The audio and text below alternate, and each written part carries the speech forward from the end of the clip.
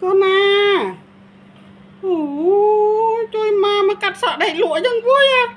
Nàng ngâm một tật một phọc sân bôi. Ê. Cắt sọ dân rồi không nữa đẩy lụa bằng. Chà. Chà, phải đạt ngợp tiệt. Chà bà. Ừ.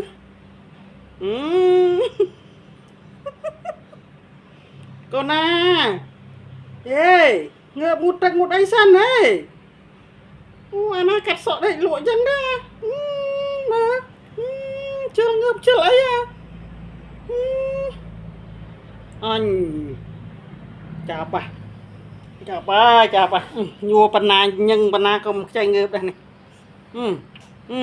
Chào. No. Ngợp lang một tật con. Nè, anh cái cắt sọ hai để lụa chân đều quá. Ngợp lang một tật sân ơi. Hey. Ngợp lang một tật một phật sân mà. Tại chăng tao nè.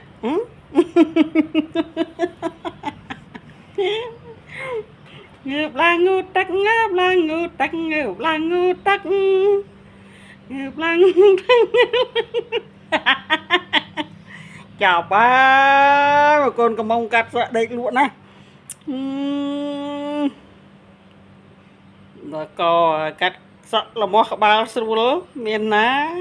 Đây hiện tầng mặt cái lạ. Rồi chạy đa ngớp cầm ngớp đây nè. Đà là.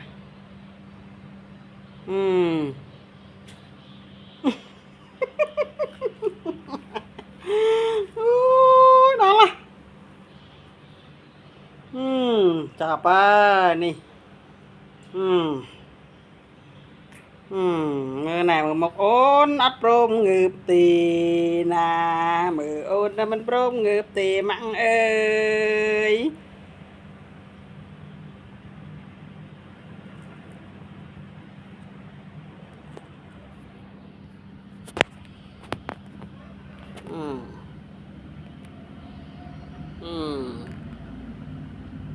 Ngợp tì